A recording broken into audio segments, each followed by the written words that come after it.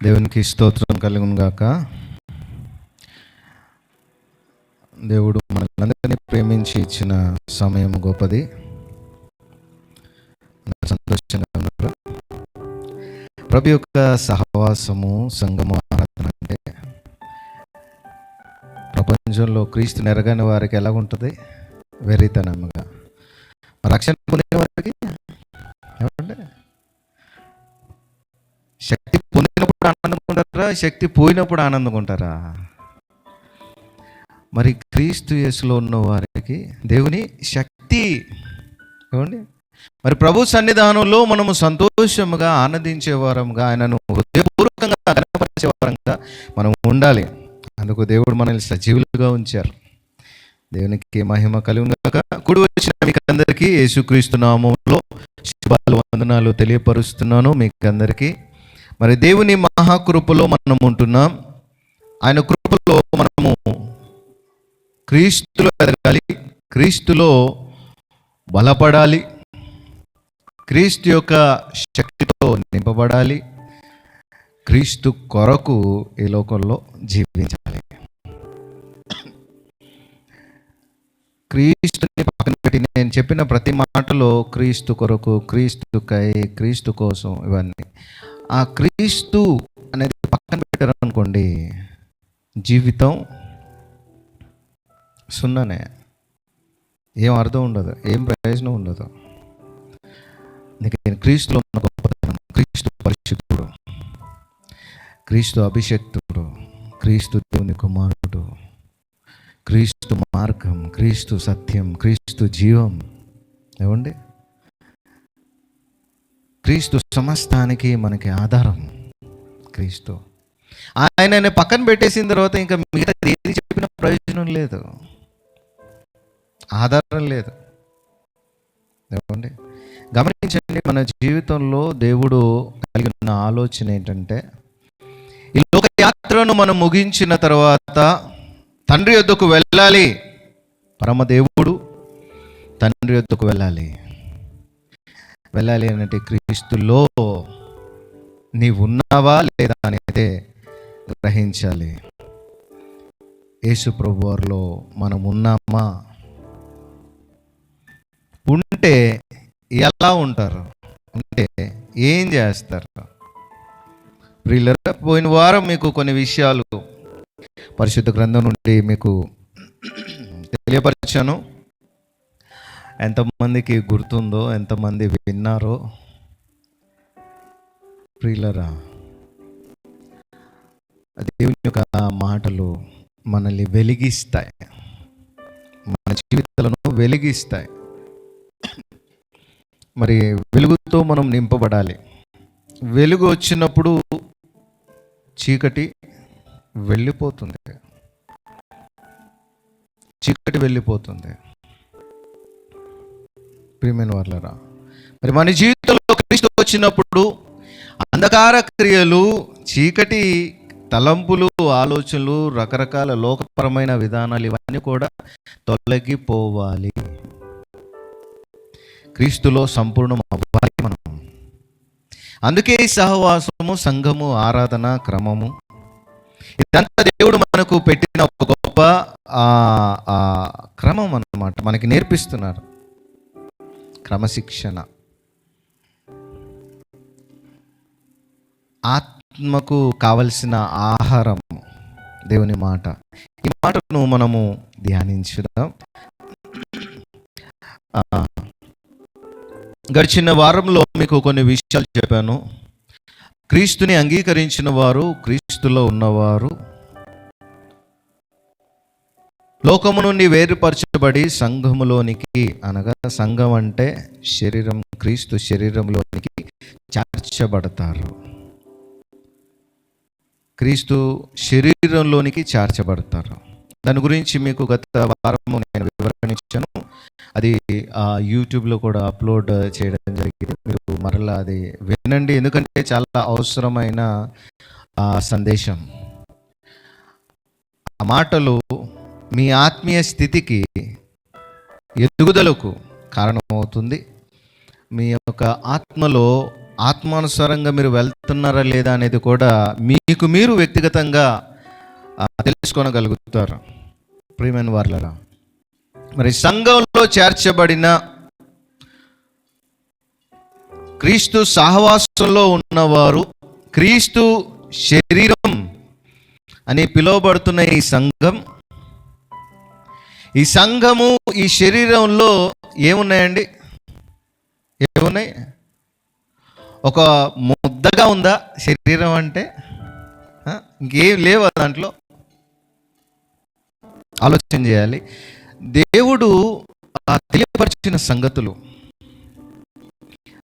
యేసుక్రీస్తును వెంబడించిన అపోస్తలులు పరిశుద్ధాత్మతో నింపబడిన తర్వాత వారు చేసిన పరిచర్య, దేవుని యొక్క ఆత్మతో నింపబడి వాడబడుతూ అనేకమైన ఆత్మపరమైన లోతైన సత్యాలు వాళ్ళు ప్రపంచమంతా చాటి చెబుతూ అనేకుల అంధకారము నుండి, అనేకుల యొక్క దుష్ట ఆలోచనల నుండి వారు నీతి మార్గంలోనికి నడిపించే ఆ దేవుని మాటలను ప్రకటిస్తూ వెళ్ళారు.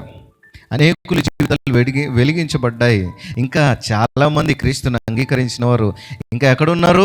అంధకారంలోనే ఉన్నారు, చీకటిలోనే ఉన్నారు. అయితే ఈరోజు మనము దేవుని యొక్క మాటను శ్రద్ధగా ఆలోచన చేస్తే, ఈ సంఘంలోనికి చేర్చబడిన వారు అంటే వారు సంఘములో శరీరంలోనికి చేర్చబడ్డారు. అంటే ఇప్పుడు వరకు శరీరం వెలుపల ఉన్నారు. శరీరం వెలుపల ఉన్నారంటే ఐక్యత లేదు. మాట గమనించండి. ఈ మైక్ శరీరం బయట ఉందా, శరీరం లోపల ఉందా? శరీరం బయట ఉంది. వదిలేసి వెళ్ళిపోతాను ఎప్పుడైనా కదండి. ఆ మాట శ్రద్ధగా గమనించాల. ఏదైనా సరే మీకున్నది కనీసం మీరు అనుకుంటారు కదా, మీ యొక్క పిల్లలు, తల్లిదండ్రులు, భార్య, భర్త, ఎవరైనా సరే ఏమండి శరీరం వెలుపల ఉంటారు. శరీరం లోపల నా భార్య అవయవం అండి చెప్తారా?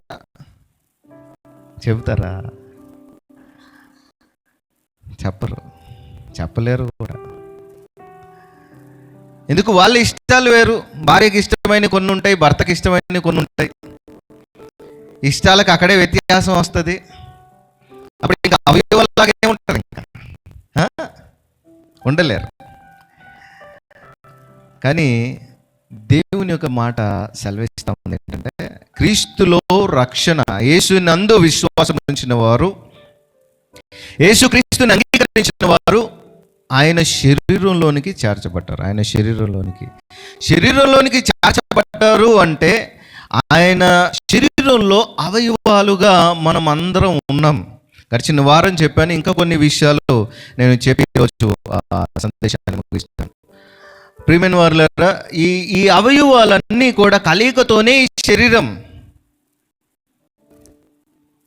ఈ శరీరంలో చాలా అవయవాలు ఉంటాయి. ఈ అవయవాలన్నీ కలయికతోనే. ఇప్పుడు వెలుపటి ఉన్న వారు ఈ శరీరంలోనికి చేర్చబడాలి అంటే ఏం కావాలి? ఈ శరీరంలో నేను ఒక అవయవ భాగంగా ఉండాలి అంటే ఏం చేయాలి? యేసుక్రీస్తు మాటలు విని విశ్వాసం ఉంచి ఆయన నా కొరకే మరణించారని స్వీకరించి నా పాప క్షమాపణ క్రీస్తులోనే అని నమ్మి సమాజం ముందు, సంఘం ముందు చెప్పి బాధ్యత తీసుకోవాలి. అవునండి, ఇది లోకంలో ఒక గుర్తు. తీసుకున్న తర్వాత అప్పుడేమంటారు? సంఘ విశ్వాసి.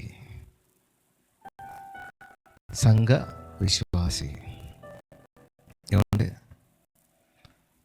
ఈ సంఘ విశ్వాసి అయిన తర్వాత సంఘ విశ్వాసిగానే ఉండడం కాదు, సంఘ సభ్యుడిగా ఉండాలి. నేను అదే మీకు డిఫరెన్స్, ఆ వ్యత్యాసము మీరు అర్థం చేసుకోవాలి. సంఘ సభ్యుడిగా. ఇప్పుడు ఈ శరీరంలో ఉంటున్న అవయవాలన్నీ కూడా ఏం చేస్తున్నాయంటే సభ్యులుగా ఉంటున్నారు. ఈ శరీరంలో ఈ అవయవాలన్నీ ఎలా ఉన్నాయి చెప్పాలి. సభ్యుడు అంటే ఏం చేస్తారు? నా మాటలు అర్థం చేసుకోవాలి. ఈ శరీరంలో ఈ అవయవాలన్నీ సభ్యులుగా ఉన్నారు. ఏంటి ఆ సభ్యత్వంలో ఏంటి చేస్తున్నారంటే, ఎవరి పని వారు జరిగిస్తూ ఎవరికి కూడా వ్యత్యాసంగా విరోధంగా లేకుండా ఒకరికొకరు ప్రోత్సహించుకుంటూ సహకరిస్తూ పనిచేస్తూ ఉన్నాయి ఈ అవయవ భాగాలు ఈ శరీరంలో. మాటలు అర్థం చేసుకోండి. ఇప్పుడు క్రీస్తు శరీరంలోనికి చేర్చబడ్డాము ఒక అవయవముగా. ఆయన స్వీకరించాడు మనల్ని అవయవంగా పని చేయనాలో అని చెప్పి. ఏమండి, ఆయన అంగీకరించాం, బాగుంది, చాలా సంతోషమే. అంగీకరించిన తర్వాత ఇప్పుడు ఆయన లోనికి చేర్చబడిన తర్వాత నువ్వు లోకపరమైన రీతిలోనే నువ్వు ఇక్కడ ఉన్నావు అనుకో, ఇక్కడ అవసరం లేదు. వ్యత్యాస విరోధము ఏర్పడుతూ ఉంటుంది. ఇప్పుడు ఈ అవయవం ఏదైనా విరోధంగా ఉందనుకోండి, మిగతా అవయవాలన్నిటికీ కూడా ఇబ్బంది కలుగుతుంది. అర్థం చేసుకోండి. ఒక్క అవయవం పాడైందనుకోండి, మిగతా అవయవాలన్నీ కూడా ఏమవుతాయి? ఇబ్బంది పాలవుతాయి. సరిగా పని చేయవు. సో దానికి కారణం ఏంటి అని అంటే, ఆ అవయవము సరిగా లేదు అని అర్థం. ఇప్పుడు నేను క్రీస్తు ఈ లోకం నుండి తీసేసి శుద్ధీకరించి ఆయన అవయవముగా చేసుకున్నాడు నిన్ను. నువ్వు ఇప్పుడు ఆయన కొరకు నువ్వు ఎలా పని చేయాలి? అందరితోని సమానముగా మంచి ఉద్దేశాలతో క్రీస్తు చెప్పిన రీతిగా పని చేయాలి, మేలు చేయాలి. లోకపరమైనవన్నీ పెట్టుకుని ఏమంటే చేసేటప్పుడు అవయవం సరిగా పని చేయదు. అప్పుడేంటి, వీళ్ళు విశ్వాసిగా పిలువబడుతున్నా ఏం లేదు, వాళ్ళలో క్రమం లేదు. ఏం క్రమం? సభ్యునిగా క్రమం లేదు. ప్రియమైన వారలారా, సభ్యునిగా ఏం లేదు, క్రమం లేదు. ఏమండి, ఆలోచించండి. మరి ఈ క్రమంలోనికి రావాలి సంఘంలో చేర్చబడిన ప్రతి విశ్వాసి.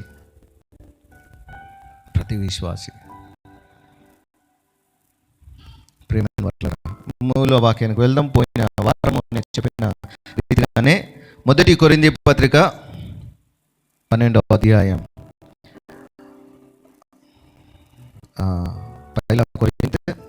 12 अध्याय 26 वचन।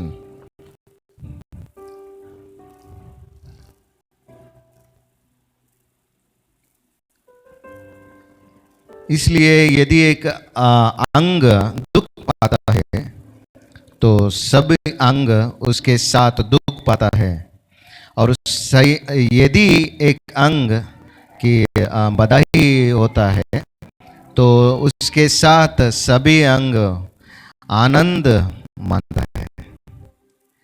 సంఘంలో చేర్చబడిన మనమందరం కూడా ఈ మాట చూడండి, 26వ వచనం. కాగా ఒక అవయవము శ్రమపడునప్పుడు, ఒక అవయవము అంటే ఒక అవయవము అని అంటే ఒక సభ్యుడు. ఈ మాట గమనించండి, ఒక సభ్యుడు, ఒక అవయవము, ఒక సభ్యుడు. మిగతా వారందరూ అంటే సంఘంలో అందరూ ఉంటారు కదండి, మిగతా వారందరూ కూడా ఏం పొందుతారు? దానితో కూడా ఎవరున్నారు సంఘంలో? ఒక సహోదరునికి శ్రమ వచ్చిందంటే ఆ సహోదరునితో పాటు నేను కూడా ఆ శ్రమలో పాల్గొంటాననే వారు ఎంతమంది ఉన్నారు? లోకంలో లేరు, క్రీస్తులో ఉన్నారు. మరి ఆ క్రీస్తులో నిజమైన దేవుని మాటలను అనుసరిస్తున్న వారు ఎంతమంది? నామకార్థంగా జీవిస్తున్న వారు ఎంతమంది? పేరుకి పైన క్రైస్తవులు చెప్పుకుంటూ క్రీస్తుకు విరోధంగా జీవిస్తున్న వారు ఎంతమంది? సంఘ క్రమాన్ని పాటించకుండా లోబడకుండా జీవిస్తున్న వారు ఎంతమంది? ఒక అవయవం శ్రమ పడినప్పుడు అన్ని అవయవాలు దానితో కూడా శ్రమ పడుతూ ఉంటుంది. అదే రీతిగా ఒక అవయవము ఘనత పొందినప్పుడు అవయవములన్నీ దానితో కూడా సంతోషించు. అన్నీ కూడా సంతోషిస్తూ ఉంటాయి. ఇప్పుడు ఈ సంతోషమైన ఏమండి, జీవితం అంటే రెండు ఉంటాయి. ఏంటి? సంతోషము, దుఃఖము. మనిషి కోరుకునేది ఏంటిది? ఏం కోరుకుంటాడు మనిషి? సంతోషం, ఆనందంగా ఉండాలి, ఉల్లాసంగా ఉండాలి, ఏ కష్టాలు ఏమి రాకూడదు అని అనుకుంటారు. కానీ సంతోషం రావాలి అంటే దాని ముందు ఉన్నది వద్దంటారు. దుఃఖం వద్దు, డైరెక్ట్ నాకు సంతోషమే కావాలి అంటే ఎవరికి కూడా సాధ్యం కాదు. అది ఒకవేళ అలాగా అయ్యింది నాకు అని అనుకుంటున్నావు అని అంటే నీకు నాశనం దగ్గర ఉందని అర్థం. ప్రేమను వాళ్ళ గమనించండి. ఒక అవయవము దుఃఖపడినప్పుడు, లేదంటే ఇబ్బందులు పాలైనప్పుడు, శ్రమ పడినప్పుడు మిగతా అవయవాలన్నీ కూడా బాధపడుతూ ఉంటాయి. ఇప్పుడు ఇవన్నీ బాధపడుతున్నది ఒకే అవయవం గురించి. ఇప్పుడు ఆ అవయవం సరవుతేనే కానీ మిగతా అన్ని అవయవాలు తృప్తి పొందవు, లేదంటే నెమ్మదిగా ఉండలేవు. అదే ఒక్క అవయవం ఘనత పొందితే, ఒకటే దాంట్లో చేసిన ఆ ఒక అవయవమే మంచి పని చేసి ఈ శరీరాన్ని నిలబెట్టింది. లివర్ అంటే దాని ద్వారా మీరు బతికరండి లేకపోతే అయిపోతారని అంటే, ఇప్పుడు ఆ అవయవం ఒక్కటే కానీ ఘనత పొందిందంతా ఏంటిది? శరీరం అంతా ఘనత పొందుతుంది. మీరు బతికున్నారు ఏమండి? ఆలోచన చేయండి ఒకసారి. ఇప్పుడు ఒక్క అవయవము చచ్చిపోయింది అనుకోండి, మిగతా అవయవాలు పనిచేస్తాయా? ఆ అవయవము చేయవలసిన పని చేయకపోతే మిగతా అవయవాలకి ఎలాగైతే ఆ ప్రసరణ, లేదంటే ఆ యొక్క పని జరగదో, సంఘములో క్రీస్తు శరీరంలో చేర్చబడిన ప్రతి విశ్వాసి సభ్యునిగా ఉన్నారా? పని చేస్తున్నారా? నీ పని, దేవుడు నీకు ఇచ్చిన తలాంతును బట్టి నీవు క్రీస్తులో వాడబడుతున్నారా లేదా అనేదే ప్రతి ఒక్కరూ ఆలోచన చేయాలి. గ్రహించండి ప్రియమైన వాళ్ళరా. అయితే ఈ శరీరంలో అన్నీ ఒకటే పని చేస్తాయండి? వేరువేరు పనులు ఉంటాయి, వేరువేరు బాధ్యతలు ఉంటాయి, వేరువేరు. వారి రూపం వేరు, వాటి పనితీరు వేరు. ఏమండి? అన్నీ వేరే. కానీ ఇంకొక అవయవానికి అందించటంలో మాత్రం ఐక్యత. ఎక్కడ కూడా ఇంకా డిస్టర్బెన్స్ లేకుండా పనులు చేస్తూ ఉంటాయి ఈ శరీరం.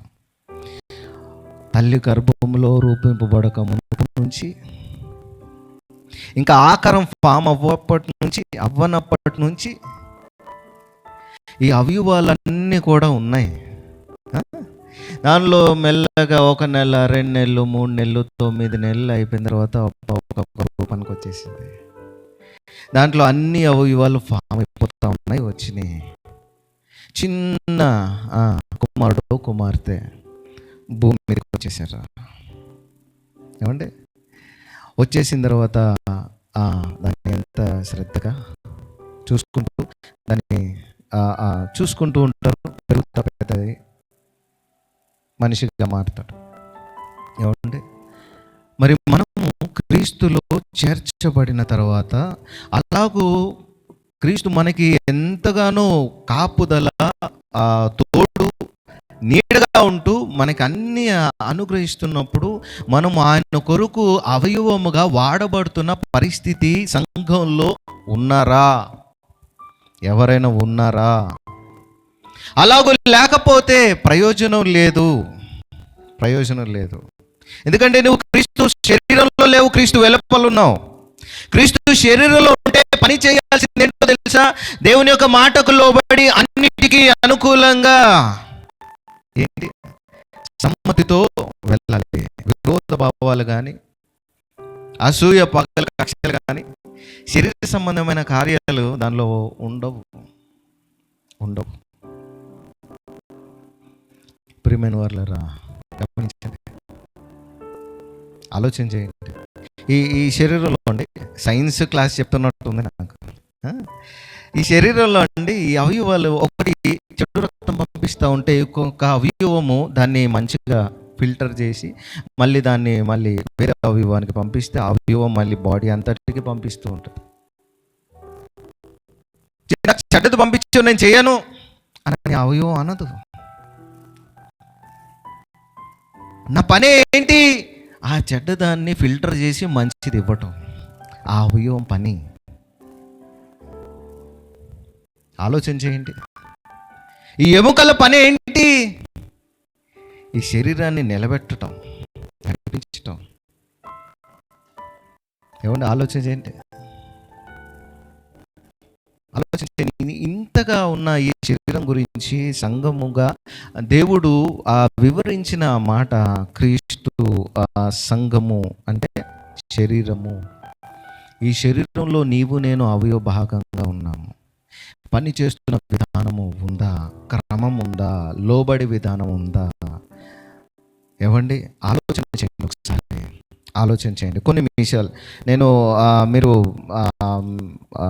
పూర్వము పోయిన వారం చెప్పిన మెసేజ్ మళ్ళీ మీరు వినండి. నేను కంటిన్యూస్ వెళ్ళిపోతున్నాను. కొన్ని మాటలు మనం గమనించుదాము. క్రీస్తు శరీరంలో మనం సభ్యులుగా ఉంటే చేయాల్సింది చేస్తున్నది ఏం చేస్తున్నాము, ఎలా ఉంటున్నాము. గడిచిన వారంలో మీకు చెప్పాను, ఆదిమ సంఘం వారు ఏ రీతిగా సంఘంలో సభ్యులుగా వారు ఏ రీతిగా ఒకరినొకరు ఐక్యపరుచుకుంటూ ఒకరినొకరు ప్రోత్సహించుకుంటూ ముందుకు వెళ్తూ అపోస్తలుల మాటకు బోధకు లోబడి వారు చెప్పిన రీతిగా ఆత్మకు లోబడి అనుసరించిన జీవిత విధానాన్ని మనం కొన్ని మాటలు గడిచిన వారంలో నేను మీకు వివరించాను, తెలియపరిచాను. ఈరోజు దేవుని యొక్క మాటలో ఉన్న వివరణ మనం అర్థం చేసుకుందాం. ఎందుకంటే చాలా మంది కూడా లేదండి ఇలాగుంటేనేనా అలాగుంటేనేనా లేకపోతే కాదా, నేను సంఘ విశ్వాసినే కదా, మరి సభ్యున్నే కదా, నేను వచ్చిన రాకపోయినా నాకే కదా అన్ని అర్హతలు అంటే ఎలాగా?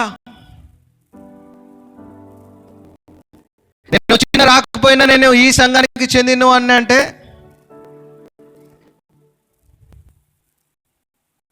ఏమండి, ఆలోచన చేయండి ఒకసారి. ఇటువంటి మాటలకి ఈరోజు మనం సమాధానం పొందుకుందాము. మొదటి కొరింథీ పత్రిక, ఇదే పత్రిక 5వ అధ్యాయం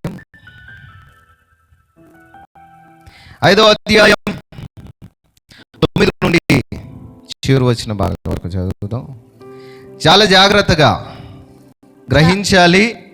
మీ మనసులో ఆలోచనలు ఎటు పోనివ్వకండి. మాటలో దేవుని యొక్క వాక్యాన్ని శ్రద్ధగా గమనించండి. 5వ అధ్యాయం 9 నుండి చివరి వచ్చిన భాగం. జారులతో సాంగత్యము చేయవద్దని నా పత్రికలో మీకు వ్రాసి ఉంటిని. జారులతో అనంటే మాట విన్నట్టుంటారు కానీ వినరు, లోబడినట్టు కనిపిస్తారు కానీ లోబడరు, ఓకే అని చెప్తారు కానీ చెయ్యరు. జారులతో సాంగత్యం చేయవద్దని నా పత్రికలో మీకు వ్రాసి ఉంటిని. అయితే ఈ లోకపు జారులతో ఏమండి, అక్కడ పైన జారులు ఎవరు, ఇక్కడ జారులు ఎవరు?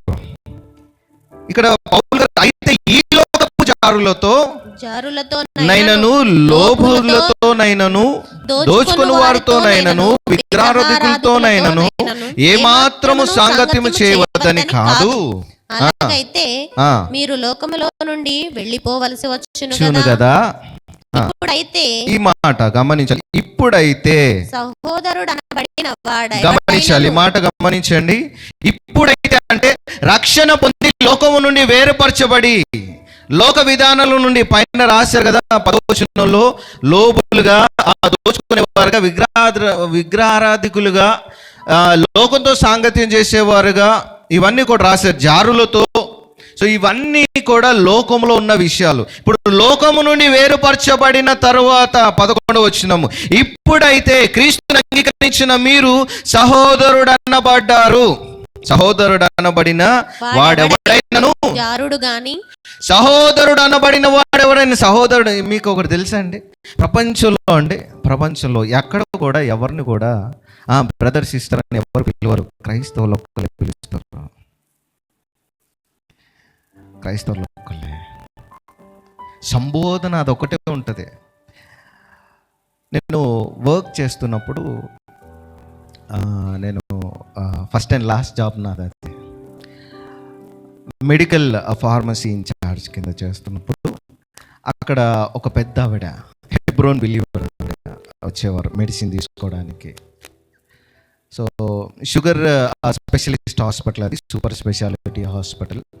సో ప్రతి నెల లేదా 2 నెలలకు ఒకసారి వస్తుండేవారు. ఆవిడ వయసు 72 సంవత్సరాలు అప్పుడు. ఇప్పుడు ఉన్నారో లేదో తెలియదు కానీ అప్పుడు దాదాపు 10 సంవత్సరాలు అయిపోతుంది. అప్పుడు 72 సంవత్సరాలు. ఆవిడ వచ్చినప్పుడు మెడిసిన్ గురించి సో తెలుసు, మేము క్రీస్తుని ఎదిగాము, క్రీస్తు సహవాసులు ఉన్నామని పరిచయము సహజంగా జరిగింది. అయితే 72 సంవత్సరాల ముసలావిడ, అందులో నాతో పాటు ఇంకొక సహోదరుడు కూడా ఉన్నాడు, మన దగ్గరే బాప్టిజం తీసుకున్నాడు. మరి కొంతకాలం క్రితం, 2 సంవత్సరాల క్రితం నిద్రించున్నాడు, యవనస్తుడు. అయితే ఆ తల్లి, ఆ యొక్క వృద్ధురాలు మమ్మల్ని బ్రదర్ అని పిలిచేది.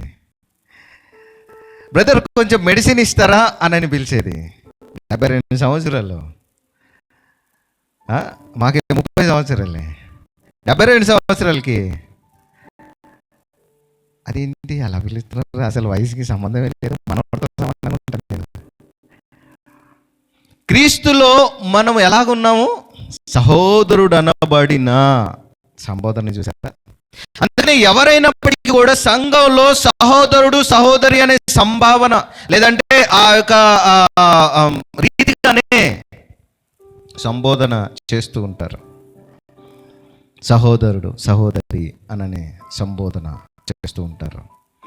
ప్రియులరా, అలాగూ ఇప్పుడు చూడండి అన్నమాట. సహోదరు అనబడిన వాడెవడైనను సంఘంలో చేరిన వాడు రక్షింపబడి సహోదరుడు అనబడిన వాడెవడైనను జారుడుగా గాని, లోబిగా గాని, విగ్రహారాధికుడుగా గాని, తిట్టుబోతుగా గాని, త్రాగుబోతుగా గాని, దోచుకుని వాడుగా గాని అయ్యున్న ఎడల అట్టి వానితో సాంగత్యం చేయకూడదు, భుజింపను కూడదని మీకు వ్రాయిచున్నాను. అట్టి వానితో ఏం చేయకూడదు? సాంగత్యం చేయకూడదు, భుజింపను కూడదు. అసలు అంటే కమ్యూనికేషన్ ఏం కూడా ఉండకూడదు అన్నమాట. వారితో సహవాసం చేయకూడదు. ఎవరితో చెప్పాలి? నాకు ఈ మాటలు మీరు శ్రద్ధగా గమనించాలి, అర్థం చేసుకోవాలి. లోకం నుండి వేరుపరచబడిన తర్వాత లోకం యొక్క విధానాలు అక్కడే విడిచిపెట్టి క్రీస్తు శరీరంలోకి రావాలి.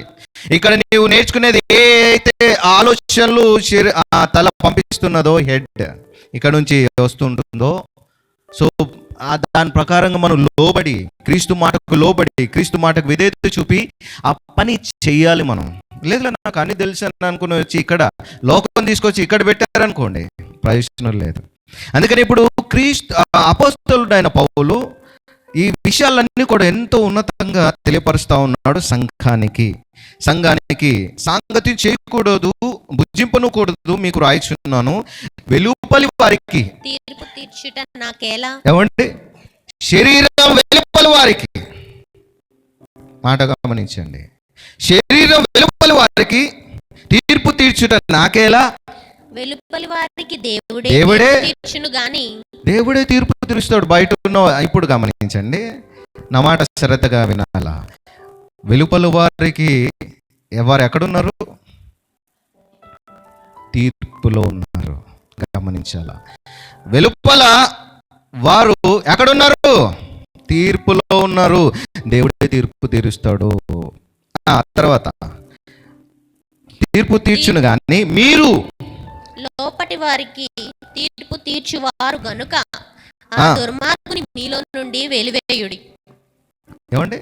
లోపల ఉన్నవారు ఎవరు చెప్పాలి? ఇప్పుడు క్రీస్తు సంఘములో సభ్యులుగా ఉన్నవారు ఎవరు? మీరు ఇప్పుడు చెప్పాలి. నేనండి అన్నవారు ఎవరైనా ఉన్నారా ఇక్కడ?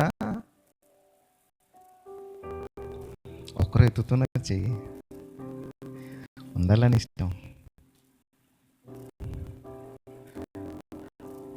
నా మాటలు అర్థం చేసుకోవాలి. వెలుపట్ట, ఇప్పుడు లోపల. వెలుపట్ట దానికి తీర్పు ఉంది, ఆ తీర్పు దేవుడే తీరుస్తాడు. మరి లోపల ఉన్న వాళ్ళకి పౌలు గారు చెప్తున్నారు, తీర్పు ఖచ్చితంగా నేను చెబుతా. లోపటి వారికి తీర్పు తీర్చువారు కనుక. అంటే లోపల ఉన్నవారు ఏంటి? ఒకరికొకరు హెచ్చరించుకోవడం, సరి చేసుకోవడం. నువ్వు ఇలాగుంటే బయటికి వెళ్ళిపోతావు అంతే. తీర్పు తీర్చుకోవడం అని అంటే నువ్వు బయట పనులు చేస్తున్నావు కనుక ఆ తీర్పులోనికి నువ్వు వెళ్తావు అని అర్థం. అర్థమవుతుందా మీకు? క్రమాన్ని పాటించట్లేదు కనుక నువ్వు ఆ తీర్పులోనికి వెళ్తావు. అది కూడా మీకు చదివిస్తాను. ఆ దుర్మార్గుని మీలో నుండి వెలివేయుడి. అంటే ఈ పైన 5వ అధ్యాయంలో వేరే సందర్భం ఉంది.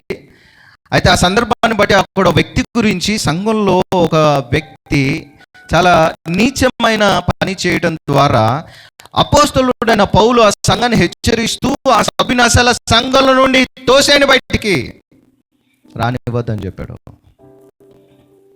అది వేరే సందర్భం. అయితే లాస్ట్లో ఆ నీచుని, ఆ దుర్మార్గుని మీలో నుండి వెలివేయుడి అనే మాట రాశారు. ప్రియమైన వాళ్ళరా, ఇంకా కింద చదువుతాం.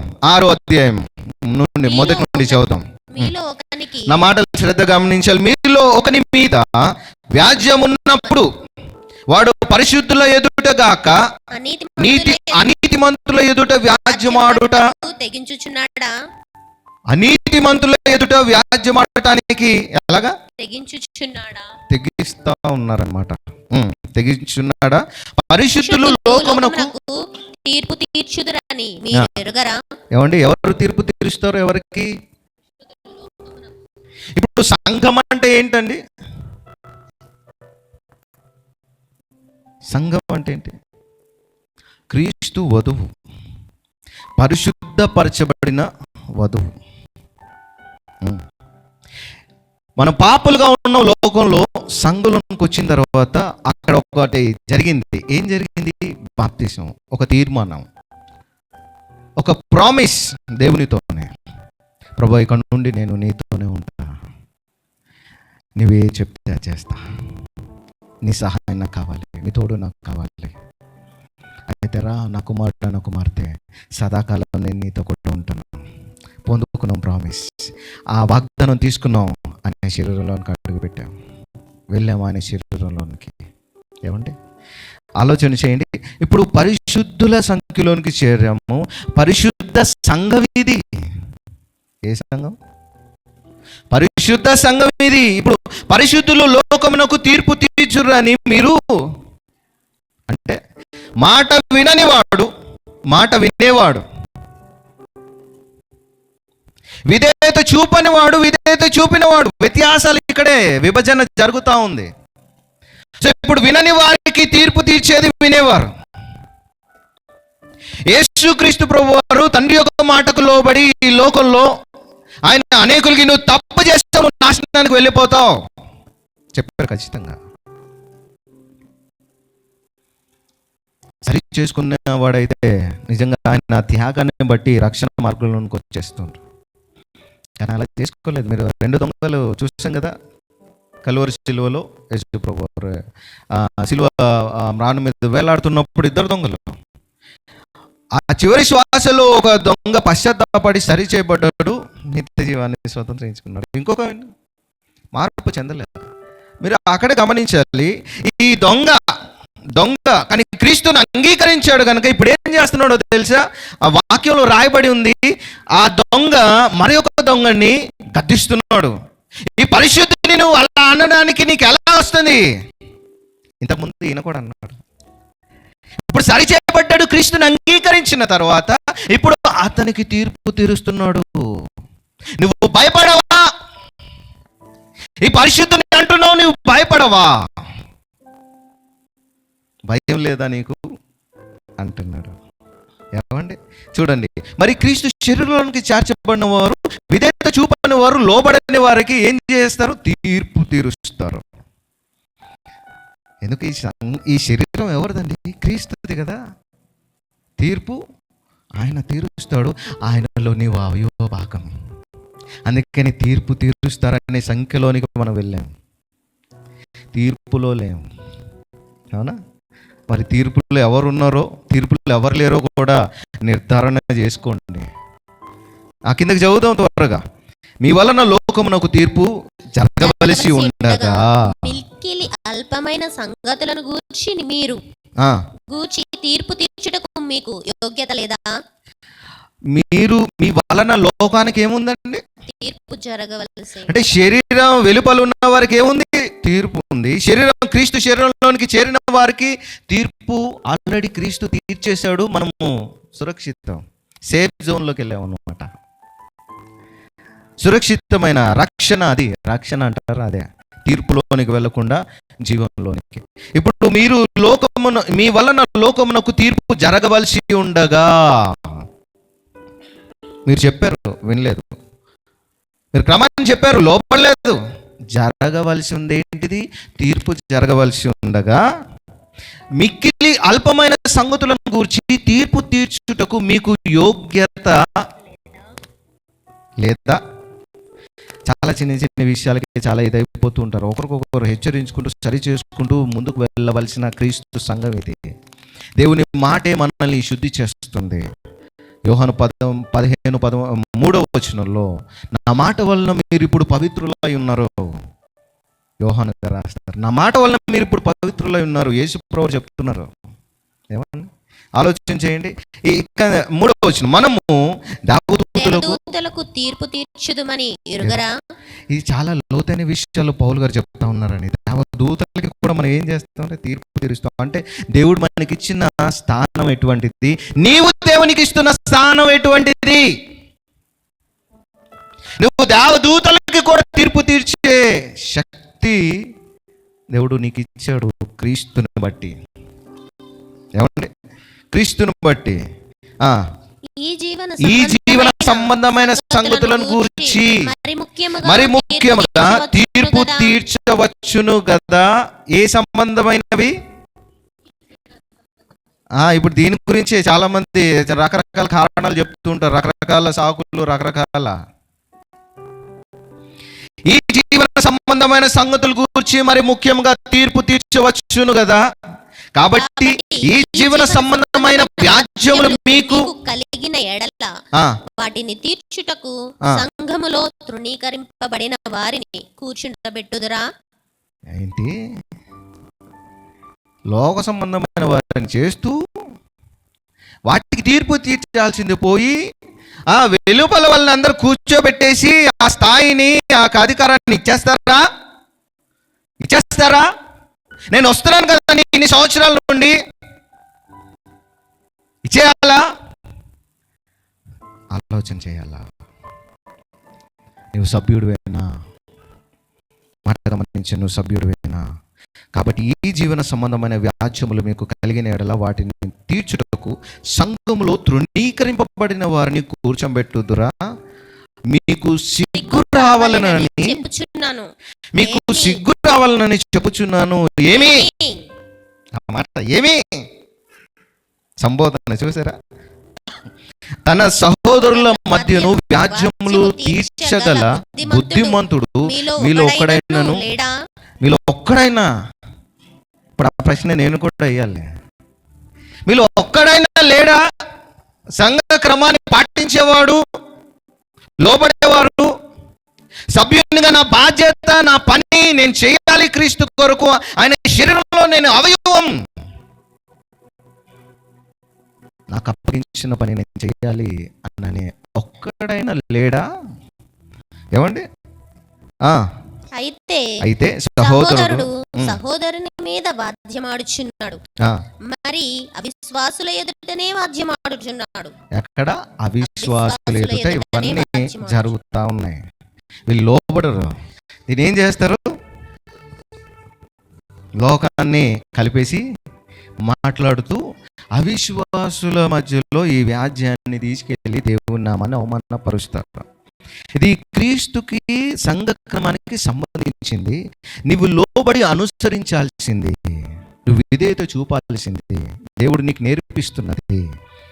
ప్రేమైన వర్లరా, నేర్చుకోనకుండా లోబడకుండా ఏం చేస్తున్నారు? వ్యాజ్యం ఆడుతూ ఉన్నారు అని అంటే దాన్ని ఆలోచన చేయండి. వాగ్వాదాలు పెట్టుకునే పరిస్థితికి వస్తున్నారు.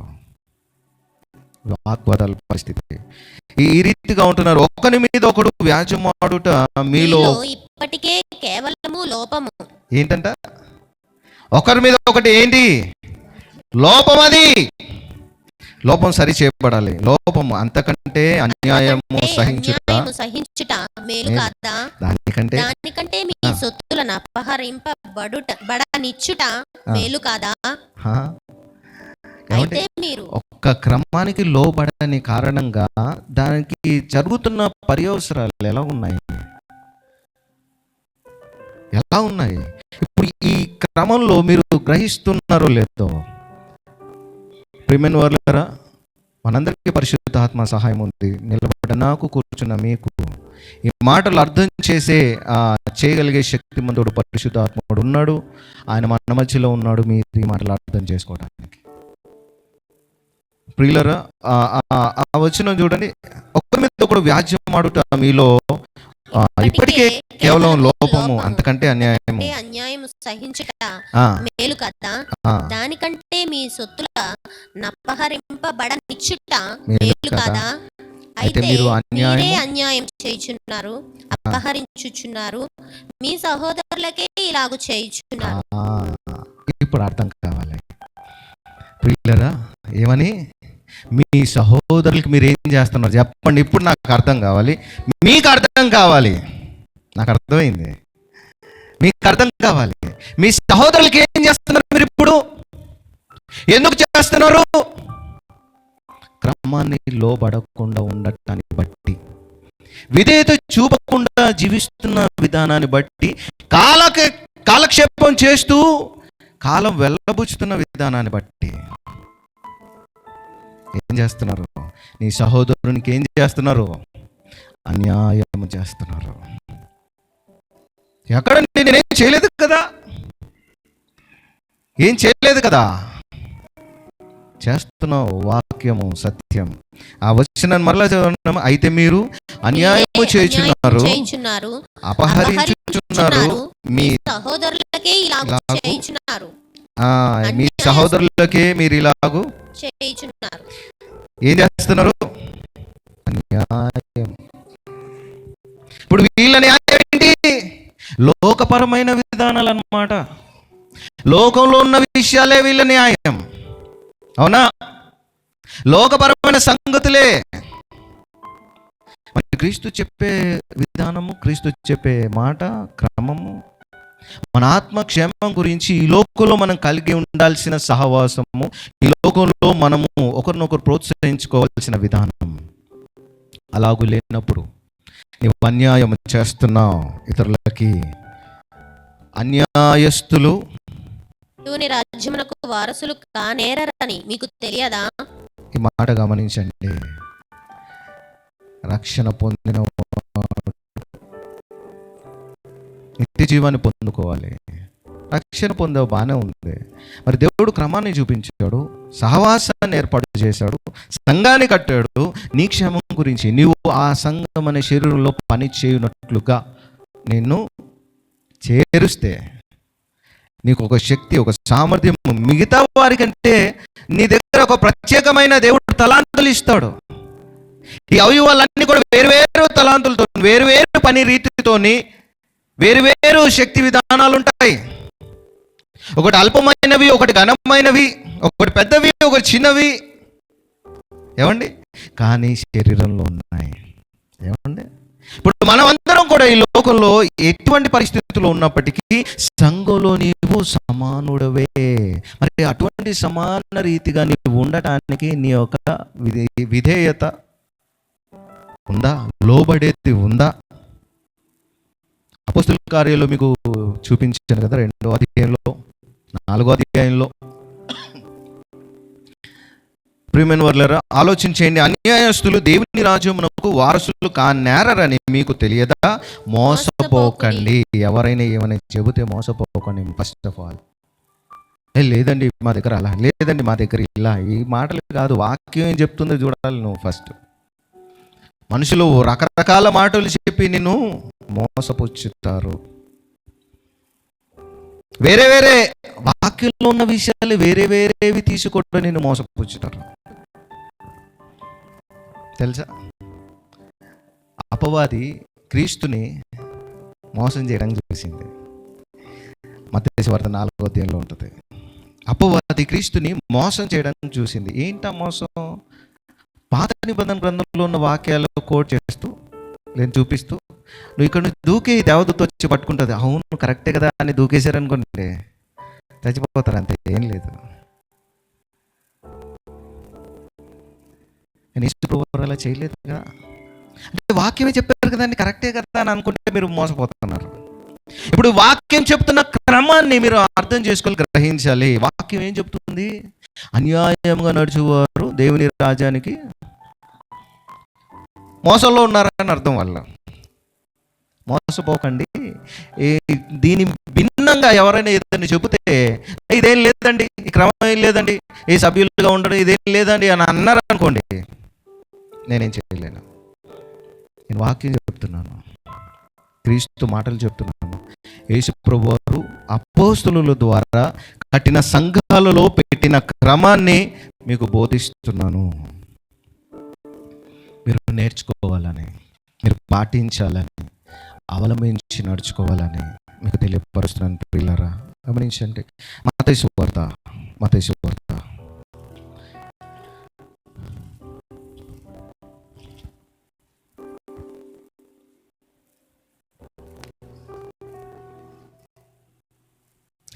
18వ అధ్యాయం 15-16 వచనాలు చదువుతాం. క్రీస్తు సంఘంలో ఉన్నవారు మరియు నీ సహోదరుడు నీ ఎడల తప్పిదము చేసిన ఎడల నీవు పోయి నీవును అతడును ఒంటరిగానున్నప్పుడు అతనిని గద్దించుము. అతడు నీ మాట వినిన ఎడల నీ సహోదరుని సంపాదించుకుంటివి. ఈ మాట ఆలోచించేద్దాము. ఏంటంటే అండి, ఒకడు అక్కడ సంబోధన చూడని, సహోదరుడు నీ ఎడల ఏదైనా తప్పిదం చేస్తే అది నీకు బాధ కలిగినప్పుడు ఆ బాధ పడ్డం అనేది ఖచ్చితంగా సహోదరునికి తెలియాలి, చెప్పాలి, హెచ్చరించాలి. బ్రదర్, నువ్వు ఈ మాట అనడం వల్ల లేదా ఈ పని చేయడం వల్ల నాకు నష్టం కలిగింది, నాకు బాధ కలిగింది, సరి చేసుకుంటే బాగుంటుంది. ఎందుకంటే మనం క్రీస్తు శరీరంలో ఉన్నాం. తప్పులు జరిగినాయా సరి చేసుకుంటూ, సరిదిద్దుకుంటూ మంచి జీవన శైలితో ముందు కొనసాగాలి, మంచి అవయవాలుగా పని చేయాలి. సో చెప్పాలి, ఏమని చెప్పాలి? ఒంటరిగా ఉన్నప్పుడు వెళ్ళి గద్దించి అతడు నీ మాట విని ఎడల నీ సహోదరుని మాట వింటే సహోదరుణ్ణి సంపాదించుకున్న వారం అవుతాం. ఆ తర్వాత అతడు వినని ఎడల, ఇది సంఘంలో ఉన్న వారి గురించి, శరీరంలో ఉన్న వారి గురించి చెప్తున్నాను. అతడు వినని ఎడల ఇద్దరు ముగ్గురు అవయవాలు కూడా సాక్ష్యాలు ఇస్తాయి అన్నమాట. ఇద్దరు ముగ్గురు సాక్షుల నోట ప్రతి మాట పరచబడునట్లు నీవు ఒకరినిద్దరిని వెంటబెట్టుకొని అతని యొద్దకు పోము. అతడు వారి మాటయు వినని ఎడల, అతడు వారి మాట కూడా వినకపోతే సంగతి సంఘమునకు తెలియజెప్పుము. సంగతిని ఎవరు చెప్పాలి? సంఘమునకు తెలియజెప్పు. సంఘం అంటే ఎవరు? సంఘం అంటే ఎవరు? అలా చూస్తున్నారు. సభ్యులుగా ఉన్నవారు, వాళ్ళకి తెలియజేయండి. ఎందుకంటే బాధ్యత కలిగి పని చేస్తున్నారు, బాధ్యత కలిగి వారు సంఘ క్షేమ కొరకు ప్రయాసపడుతున్నారు కనుక వారికి తెలియచేయండి. శరీరంలో అన్ని అవయవాలకి సిగ్నల్స్ పంపించండి, ఈ అవయవం బాగాలేదని చెప్పండి. ఎందుకంటే ఆ పక్కన ఉన్న అవయవం చెప్పింది, అయ్యా నువ్వు సరిగా ఫిల్టర్ చేసి నాకు రక్తం ఇవ్వట్లేదు, కొంచెం నువ్వు ఎక్కడైనా తేడా ఉందేమో చూసుకో ఒకసారి అని చెప్తే వినలా. ఇప్పుడు ఈ అవయవం ఏం చేసిందంటే ఇంకో 2 అవయవాల్ని కలుపుకొని, అయ్యో మీరైనా చెప్పండి కొంచెం, ఇదిగో ఇలా జరుగుతుంది. సరే సాక్షులు ఉన్నారు, వాళ్ళు కూడా సాక్షులు ఉన్నారు, అవును కరెక్టే, నీ దగ్గర నుంచి మాకు మంచి బ్లడ్ రావట్లేదు అని చెప్పి అవయవాలు కూడా సహకరించి సాక్షిగా ఉన్నాయి. సో ఉన్న తర్వాత వినలా, సరి చేసుకోలేదు. అయితే నెక్స్ట్ ఏంటి? సంఘము.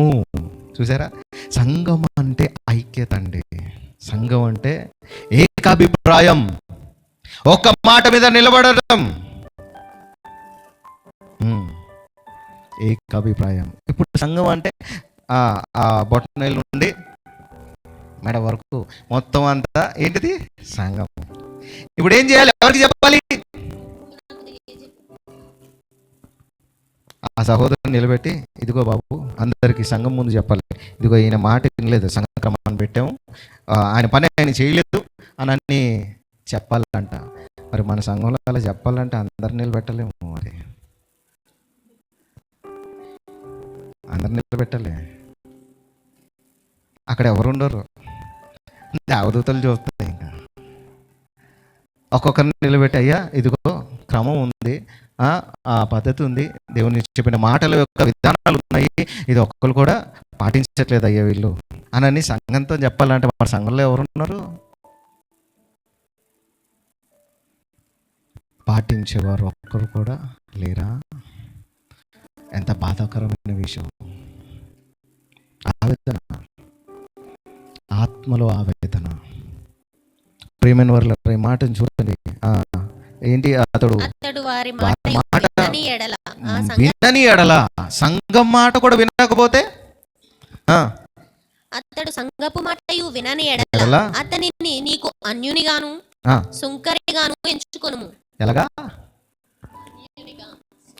అంటే పక్కన పెట్టేయాలి అని అర్థం. ఇక పని లేదు, వాళ్ళ మాటలు ఏం వినాల్సిన పని లేదు. అయ్యో నాకు బాధ వచ్చింది, అయ్యో ప్రార్థన చేయండి అంటే, సరే బాబు వెళ్ళిపో. అయ్యో పలానా ఆనందం వచ్చింది, సరే బాబు నువ్వే చేసుకో. రాదు. దేనికి? స్పందించద్దు అనే మాట అదే. అలాగా దేవుని సేవకునిగా చేశాను అనుకోండి, ఇక్కడ మాట వినలేనోడు లోకంలో ఎలా చెప్తాడు? సేవకుని మీద బురద చల్లడమే కదా. అలసైపోయారండి. దేవుని క్రమాలు చెబుతూ ఉంటే లోబడకుండా విరోధంగా ఉండి సేవకుల మీద బయట వెళ్ళి చెప్పే మాటలు. ఆలోచన చేయండి ఒకసారి. ఈ విషయాలన్నీ సరిచేయబడాలి.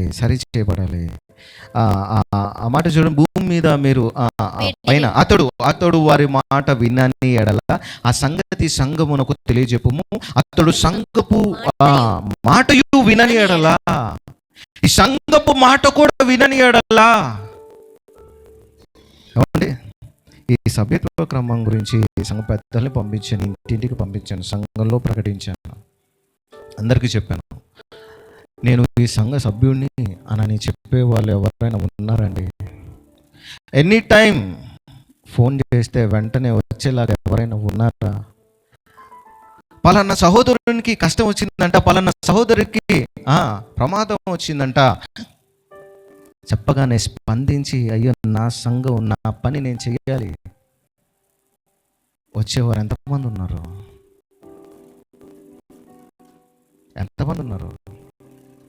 ఎవరున్నారు? ఇదేనా క్రీస్తు సంఘం అంటే? ఇదేనా? ఎప్పుడు సరవుతారు? ఎప్పుడు నేర్చుకుంటారు? ఎప్పుడు లోబడతారు? ఎప్పుడండి ఇదంతా జరిగేది? ప్రియులారా ఆలోచించండి మాట. అందుకని భూమి మీద వేటిని బంధింతురో అవి పరలోకమందును బంధింపబడును. భూమి మీద వేటిని బంధింతురో అంటే, వేటిని బంధింతురో అంటే బంధించడం ఏంటో తెలుసా?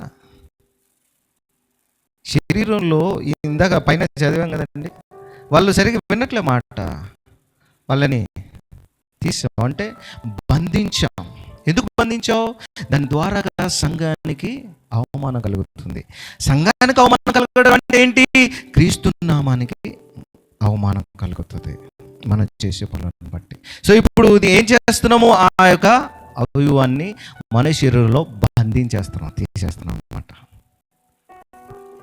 వేటిని బంధించురో అది పరలోకం కూడా చేరకుండా బంధింపబడతాయి. ఈ మాట నేను చాలా సందర్భాల్లో చదివాను కానీ అంత లోతుగా ఈ వాక్య ధ్యానంలోనే నాకు అర్థమైంది. దేని బంధిస్తాం మేము? అది పరలోకంలో బంధింపబడతాయి. సరే, అది బాగుంది. సాతాను ఇటు అన్ని క్రియలను బంధిస్తాం, బాగానే ఉంది. మరి ఇక్కడేమో ఆ కింద చదవండి, భూమి మీద మీరు వేటిని విప్పుతురో అవి పరలోకమందును విప్పబడునని మీతో నిశ్చయముగా చెప్పుచున్నాను. ఇప్పుడు వేటిని విప్పుతాం మనం భూమి మీద? వేటిని విప్పుతాం మనం భూమి మీద? బంధకాల్లో, పాపపు బంధకాల్లో ఉన్న వారి సువార్త వలన, మనం ప్రకటిస్తున్న క్రీస్తు సువార్త వలన వారు విప్పబడి వారిని మనం చేర్చుకుంటాం. చూసారా, చేర్చుకుంటాం కదా సంఘంలోనికి. వారు పరలోకం కూడా చేర్చబడతారు. ఏమండి, అర్థమైందా? సో వాళ్ళు మా పాపపు సంఖ్యలు విప్పటం సంఘానికి దేవుడిచ్చిన ఆ యొక్క అధికారం. మనం ప్రార్థన, సంఘం ఎదుట పాతాళలోక ద్వారాలు అంటే సంఘానికి దేవుడు అధికారం ఇచ్చాడు. ఇప్పుడు సంఘం ప్రార్థన చేస్తే వారి సంఖ్యలు పెంచబడుతున్నాయి, విప్పబడ్డారు. మీరు భూమి మీద వారిని విడుదల చేశారు, పరలోకానికి చేర్చే రీతిగా వారు సంఘంలో చేర్చబడ్డారు. దేవునికి స్తోత్రం. మరి అలాగూ నీవు చేర్చబడ్డావు క్రీస్తులో. మరి వెలుపలికి వెళ్ళిపోయే పని చేస్తున్నావు అని అంటే ఇక్కడ నువ్వు బంధించేస్తావు అన్నమాట. బంధించేస్తే అక్కడ కూడా బంధింపబడుతుంది. భూమి మీద దేన్ని బంధిస్తారో అది పరలోకంలో బంధింపబడుతుంది. భూమి మీద దేన్ని విప్పుతారో అది పరలోకంలో విప్పబడుతుంది. ప్రియమైన వారు ఆలోచించండి ఒకసారి. ఈ విషయాలన్నీ కూడా లోతైన విషయాలు, సంగతులు గ్రహించాలి. అందుకని మనం గ్రహించినట్లయితే ఆ 1 కొరింథీ పత్రిక 11వ అధ్యాయం, 1 కొరింథీ పత్రిక 11వ అధ్యాయం 31వ వచనం. అయితే మనలను మనమే విమర్శించుకొని ఎడల తీర్పు పొందకపోదుము. ఏం చేయాలి మరి ఇప్పుడు?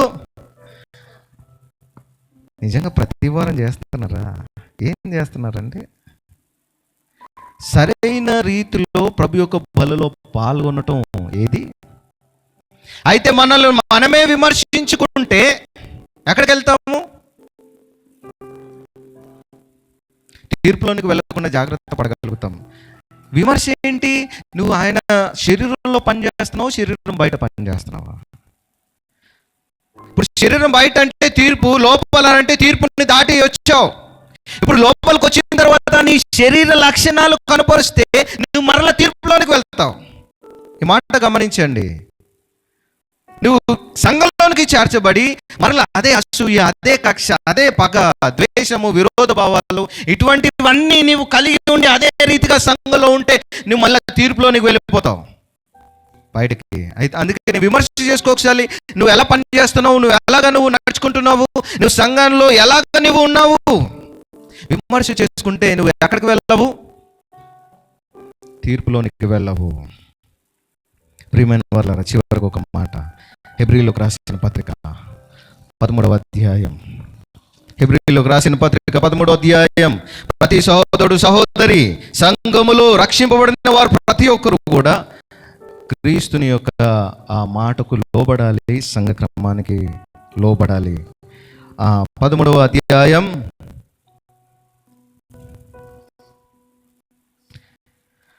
17వ వచనం. మీ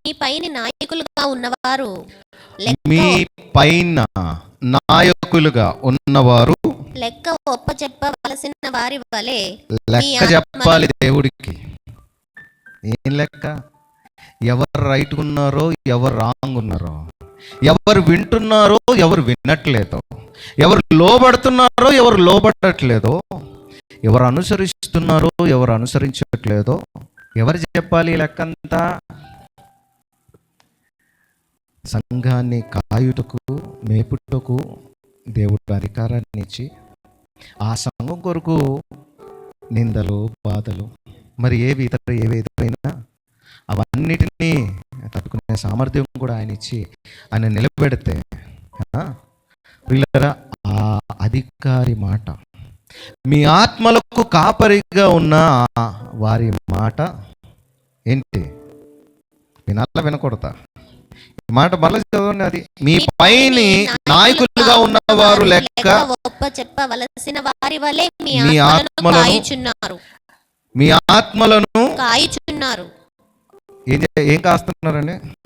ఆత్మలను. ఇప్పుడు ఈ క్రమము, ఈ విధానాలు, ఇవన్నీ కూడా మీ ఆత్మక్షేమం గురించి. ఏమంటే ఆత్మక్షేమం గురించి. ఈ ఆత్మక్షేమంగా ఉందనుకోండి, మీరు ఏ పరిస్థితిలో ఉన్నా కూడా మీరు క్రీస్తులో సంతోషంగా ఆయన నిరీక్షణలో ఉంటారు. నేను పరలోకం చేరతాను ఖచ్చితంగా. ఆత్మలో క్షేమంగా లేకపోతే అటువంటి ధైర్యం ఉండదు. అందుకని మీ ఆత్మలను కాయుచున్నారు. వారు దుఃఖముతో ఆ పని చేసిన దుఃఖముతో ఆ పని చేసిన ఏ పని? మీ ఆత్మలను కాసే పనిలో మీరు మాట వినని కారణంగా, మీరు లోబడని కారణంగా దుఃఖముతో సేవకులని సంఘ కాపరి మీ పైన నాయకులు దుఃఖముతో ఆ పని చేస్తే మీకు నిష్ప్రయోజనము గనుక మీకు ఏం ప్రయోజనం ఉంటుంది? ఏం లాభము? ఒకటి ఉంది లాభం. మీకు లోకపరంగా వెళ్ళిపోతూ ఉంటారు కదా, ఆ లాభం ఉంటుంది అన్నమాట. మీకు మానేయడం, పాల్గొనకపోవడం, ఆరాధనకు రాకపోవడం, సంఘ కూడికలకి రాకపోవడం, ఏదైనా కార్యక్రమం ఉందంటే రాకపోవడం, ఏంటి ఇది? వారికి నిష్ప్రయోజనం, ఆత్మకి నిష్ప్రయోజనం. మరి శరీర పనులు చేసుకుంటున్నారు కదా బయట, అది వారికి ప్రయోజనం. ఆ ప్రయోజనం గురించే వారి తపన. గలతీ పత్రికలో 6వ అధ్యాయంలో మాట రాయబడి ఉంది,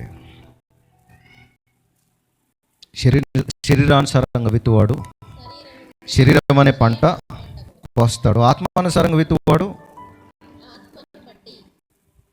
8వ వచనం చూడండి, 8వ వచనం 6:8. ఎలాగనగా తన శరీరేచ్ఛలను బట్టి విత్తువాడు తన శరీరము నుండి క్షేమమును పంట కోయును. శరీరము నుండి ఏం పంట? ధనము, ఆస్తి, అంతస్తు అన్ని కోసేస్తాడు. ఆత్మను బట్టి విత్తువాడు ఆత్మను బట్టి విత్తువాడు ఆత్మ నుండి నిత్య జీవమును పంట కోయును. నిత్య జీవం అనే పంట కోస్తాడు. ఇది ఆత్మీయ అభివృద్ధి. ఇక్కడ హెబ్రీలకు రాసిన పత్రికలో ఆ పని దుఃఖముతో వారు ఆ పని చేసిన ఎడల మీకు నిష్ప్రయోజనము, ఫలముగా ఉండదు, నిత్య జీవార్థమైన ఆనందముగా ఉండదు. కనుక దుఃఖముతో కాక ఆనందముతో చేయునట్లు వారి మాట విని వారికి లోబడి ఉండుడి. ఏమండి? ఏం చేయాలి? వారి మాట విని దుఃఖముతో కాక వారు ఎలాగా ఆనందముతో చేయనట్లు వారి మాట. ఇదేనా ఓన్లీ? ఇంక లేదా? నెక్స్ట్ ఏంటి? లోబడి. ఏది లోబడడం? ఏది ఎక్కడ ఉందండి? ఆలోచన చేయండి ప్రియులరా. ఈ సంఘం క్రీస్తుదే.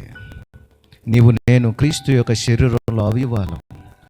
ఐక్యతతో ముందు కొనసాగవలసిన బాధ్యత మనకుంది, పని మనకుంది. ఆయన కొరకు నీవు చేస్తున్న పని ఎంత? ఆయన కొరకు నిలబడుతున్న సమయము ఎంత? ఆలోచన చేయండి ఒకసారి. నీ తోటి సహోదరుల కొరకు నీవు ఆలోచన, క్షేమము, సమాచారాలు కనుక్కుని వారికి సహాయపడుతున్న ఎంత? అందుకనే నేను అనుకుంటాను, ఈ సంఘంలో ఒక ప్రత్యేక పాత్రగా గుండెలాగా ఉంటారేమో శరీరంలో సేవకులు. ఎందుకంటే ఆ రక్తం అంతా కూడా పంపు చేసేది ఏంటి? గుండె. ప్రతి ఆ చివరి నరం వరకు కూడా వెళ్ళునట్లుగా పంపు చేసేది గుండె కదండి. సో చెడ్డ రక్తం తీసేసి మంచి రక్తమే పంపిస్తూ ఉంటుంది. ఇప్పుడు ఈ గుండెకి ఏమైపోతుంది? ఏమైపోతుందండి?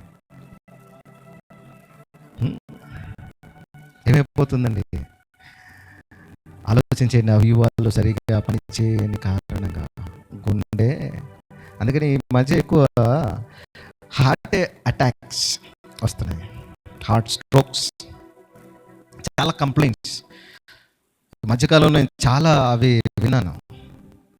అంటే గుండెకి ఉన్న వెయిన్స్ ఏవైతే ఉంటాయో అవి మూసుకుపోవడం కారణంగా, ఎందుకు మూసుకుపోయినాయి అంటే దాంట్లో పెరిగిపోయిన ఆ యొక్క కొలెస్ట్రాల్ లేదంటే ఫ్యాట్ లేదంటే ఏదో అడ్డం వచ్చిన కారణంగా గుండె పంపు చేయడానికి బలవంతం అయిపోయి ఆగిపోతూ ఉంది. అవి ఎందుకు ఫామ్ అయినాయి అంటే ఆ కింద పంపించాల్సినవి ప్యూర్గా పంపించట్లా. అందుకని ఇప్పుడు గుండె అలాగా అది తీసుకోలేదుగా, అది అక్కడే ఆపేస్తూ ఉంది. ఆపేయడం వల్ల ఈ గుండెకి భారం అయిపోతూ ఉంది. నా మాటలు అర్థం చేసుకోండి. మరి మన అందరి సహకారంతో క్రీస్తు యొక్క సంఘము దేవునికి మహిమకరంగా ఈ లోకములో పాతాళలోక ద్వారాలు లయపరిచే రీతిగా శక్తివంతంగా బలవంతంగా నిలబడాలి అంటే సంఘంలో ప్రతి ఒక్కరూ సభ్యుడిగా బలపరచబడి సభ్యునిగా పని చేయాలి, వాడబడాలి, లోబడాలి, సహకరించాలి. అలాగూ చేసినప్పుడే ఈ లోకంలో దేవుని మహిమపరిచే క్రీస్తు సంఘముగా మన సంఘము అభివృద్ధి చెందుతుంది. అలాగూ చెందునట్లుగా మనము దేవుని మహిమార్థమై ముందు కొనసాగాలి. ప్రియమైన వారులారా, ఆలోచన చేయండి. మనమందరం ఈ సంఘం అనే శరీరంలో అవయవ భాగాలుగా ఉంటున్నాం. ఒక శరీరము బాధపడితే మిగతాన్ని నేను మన గ్రూప్లో పెట్టినప్పుడు ఎవరు స్పందిస్తారండి? పలానా ఉంది, మెసేజ్లు టైప్ చేయడం రాదంటారు, సరే ఆడియో అన్న పెట్టండి అంటారు, కూడా పెట్టడం రాదంటారు. వాళ్ళ పర్సనల్ పనులు అయితే అన్నీ చేసుకోవడానికి వస్తుంది. ఇక్కడికి వచ్చిన తర్వాత అసలు వాడడమే రాదండి నాకు అంటారు. ఈ రోజులో అడుక్కునే వారి దగ్గర కూడా స్మార్ట్ ఫోన్ ఉంటుంది. వారు కనుక్కుంటారు ఎక్కడ ఎక్కువ క్రౌడ్ ఉందో వెంటనే మకాం మార్చేస్తారు, అక్కడికి వెళ్ళిపోతారు. అక్కడికి ఏమండి, ఆలోచన చేయండి. క్రీస్తులో ఉంటున్నాం మనము. అజ్ఞానుల వల్లే కాక జ్ఞానుల వల్లే నడుచుకోవాలి. జ్ఞానుల వల్లే. మరి సంఘంలో ఎంతమంది అజ్ఞానులు ఉన్నారో సరి చేయబడాలి, జ్ఞానుల సంఖ్యలోనికి రావాలి. జ్ఞాని ఏం చేస్తాడంటే జాగ్రత్తగా తన పని అంతటిని జరిగించడానికి శ్రద్ధ తీసుకుంటాడు, బాధ్యత తీసుకుంటాడు, అలాగే కష్టించి పని చేస్తాడు జ్ఞాని. ప్రియులారా, మనం ఆ రీతిగా మరి సంఘక్షేమం కొరకు, సంఘాభివృద్ధి కొరకు, మన ఆత్మలను కాయచున్న మన ఆత్మకి నాయకునిగా దేవుడు పెట్టిన కాపర్లకు ఎలాగా దుఃఖం కలిగించే రీతిగా ఉండాలి, ఆనందం కలిగించాలా? దుఃఖంతో కాక ఆనందంతో ఆ పని చేయనట్లుగా వారికి అన్ని విషయములలో లోబడి వినండి. మాట వినండి, లోబడండి. వినాలి, లోబడాలి. ఈ రెండు చేసిన వాడే నిజమైన క్రైస్తవుడు, నిజమైన సంఘ సభ్యుడు. విశ్వాసులు అనే పేర్లు బోళ్ళని ఉన్నాయండి ప్రపంచంలో. విశ్వాసితో నువ్వు ఆగిపోవడానికి వీల్లేదు. వాక్యము చెబుతున్న మాట ఏంటో తెలుసా? విశ్వసించువాడే నిత్య జీవం గలవాడు అంటే నిత్య జీవాన్ని పొందుకోవడానికి క్రమాలు ఉన్నాయి. విశ్వాసము ప్రారంభం, మధ్య సభ్యుడు. ఈ సభ్యుడు ఏం చేస్తాడు? సభ్యుడిగా లేకపోతే, అందుకే మీకు ఎంత వివరంగా నేను ఇచ్చిన విషయాలన్నీ కూడా. కాబట్టి ఆ రోజుల్లో ఏముంది? మీరు లేకపోతే దేవుని రాజ్యానికి వారసులు. అదేంటి మరి విశ్వాసం కదా అంటే, ఆ విశ్వాసము క్రియనే ఇది. సంఘంలో సభ్యులుగా ఉండటం, వాడబడటం, పని చేయటం. ఎప్పుడు ఒకళ్ళే ఆరాధన చేయడం కాదు, ఎప్పుడు ఒకళ్ళే పాటలు పాడటం కాదు. నువ్వు రావాలి, నువ్వు నిలబడాలి. దేవుని కొరకు వాక్యాన్ని అందించే రీతిగా నువ్వు నిలబడాలి ఆత్మతో. ఎప్పుడు ఒక్కళ్ళే ఓడవడం కాదు. మిగతా వారికి రాదా? చేయాలి. ఎవరి కొరకు? దేవుని ఘనపరచడానికి, ఈ లోకంలో ఆయనను మహిమపరచడానికి. మన స్థాయి, స్తోమత, మన ఏ పేరు ప్రఖ్యాత అయినా ఆ గేటు బయటే. ఆ గేటు బయటే. లోపల నువ్వు సీఎం అయినా పిఎం అయినా ఒకటే. క్రీస్తులు ఎవరైనా ఒకటే, సమానులే.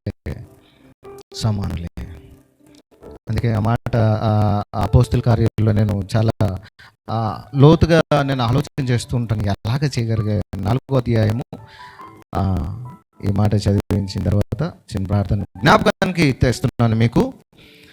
లోబడవలసిన క్రమాన్ని 4వ అధ్యాయం 33, 34. ఇదియుగాక అపోస్తలులు బహుబలముగా 5 వచనాలు. ప్రభువైన యేసు పునరుత్థానమును గూర్చి గూర్చి సాక్ష్యమిచ్చిరి. దైవ కృప అందరి యందు దేవుని అధికముగా ఉండును. కృప అందరి యందు అధికంగా ఉండెను. భూములైనను అందరి యందు అధికంగా ఉండెను. భూములైనను ఇండ్లనైనను కలిగిన వారందరూ వాటిని అమ్మిన వాటి వెల తెచ్చి ఆ. అపోస్తలుల పాదముల యొద్ద పెట్టుచూ వచ్చిరి. వారు ప్రతివానికి అక్కర కొలది పంచిపెట్టిరు కనుక వారిలో కొదువలేకపోయాను. తారతమ్యాలు లేవు, సమానం. అటువంటి సమాన హృదయము, మనసు, పని విధానము సంఘంలో ఉండాలని దేవుని సేవకునిగా మీ అందరికీ తెలియపరుస్తున్నాను. దేవుడి మాటలు మీ వెనుకలో దీవించుగాక. మరి చివరి ప్రార్థన ఆశీర్వాదం పొందుకున్నట్లుగా మనం అందరం లేచి నిలబడదాం. మనమందరము లేచి నిలబడి ప్రభు యొక్క ఆశీర్వాదాన్ని పొందుకున్న